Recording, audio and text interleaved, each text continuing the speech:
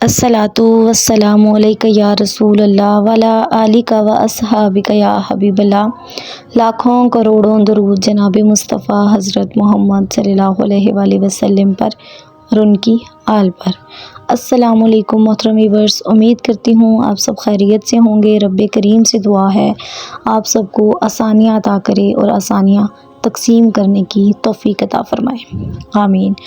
मोहतरम व्यूअर्स, मैंने दुरूद रहमत के बारे में वीडियोस बनाई थी, तो मुझे किसी ने कमेंट किया था कि इस दुरूद को एक दफ़ा प्रोनाउंस भी करके बताएं कि किस तरह से पढ़ना है। तो वो इसलिए मैंने ये वीडियो बनाई है कि इसको हमने दुरूद को पढ़ना किस तरह से, इसकी तिलावत जो है वो किस तरह से करनी है। तो आप मेरे सुनिए, मैं आपको तिलावत जो है वो करके बताती हूँ, रिसाइट करके बताती हूँ।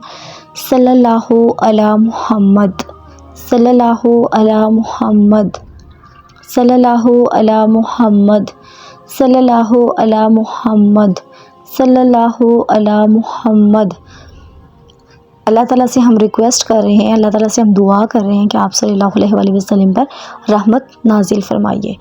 मोहतरम व्यूअर्स, इस दरूद को पढ़ने का एक दफ़ा पढ़ते हैं तो 70 रहमत के दरवाज़े जो हैं वो खुल जाते हैं।